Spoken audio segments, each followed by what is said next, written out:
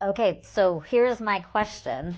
As a daughter, I went with my mom, and from her perspective, she was fine. Yes. From my perspective, I knew she was hallucinating. I knew she was running red lights and that she was having trouble dressing herself. And so I'm listening to her answer the doctor's question, and I'm going, all of this is wrong. And so but I know that's your patient, and that's who you're working with, and the other person is their support, but they're not the patient.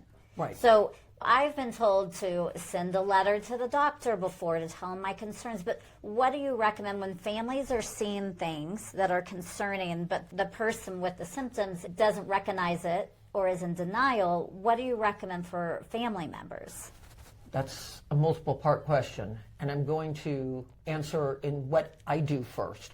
As I said, I always establish you are my first opinion. Anybody with you is your second opinion.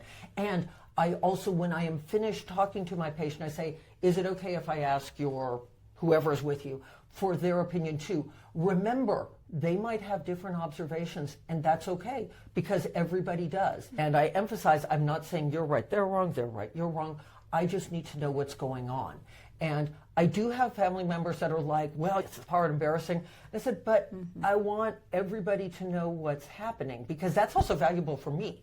Because if they're saying, I noticed that she sees kids that aren't there, I know that she's running red lights, and your mother might be saying, oh, that's not right, that's not right. I was just like, remember, I asked you first. This is now Kristen's time to talk to me about things. I explained, if we're talking behind somebody's back, paranoia isn't paranoia, it's true. And so I want to make certain I have as much out in the open as possible. Are there people who they would not accept it and they would get upset? Of course there are.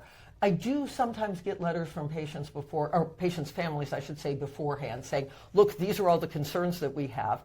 And I always love it when it's just, but you can't tell them that I said this, and they don't want to talk about their memory. And I'm like, that's great. What are we supposed to talk about? Precisely. We can talk about the weather. That's wonderful. But what I do in those situations, I still start by talking to the patient. I want to see what's going on. I will try to encourage whoever's with them to say as much as they feel comfortable with. But because I have read that information before, I generally will start to ask questions about it. I won't say, so when you were out driving yesterday, you ran a red light. I would say, when you're out driving, have you noticed any problems? Do you notice that cars are honking at you? Whatever. Just to try to get a little bit of a general idea of what people are noticing. Right. I do, any information that I get that's confidential, I do try to work that in. I do not say, well, your daughter sent me this whole letter and I got to do all this. Because that's not helping either, because again, I need everybody working together. And most people, even if they have absolutely no insight, which unfortunately happens frequently with memory problems, into the fact they have issues, they respond to the fact I'm saying, you were my first opinion, remember that. So I'm just getting the second opinion here. It's just, oh, okay, so she's saying things that I don't agree with. And they're okay with it because at least I reassured them I am listening to them.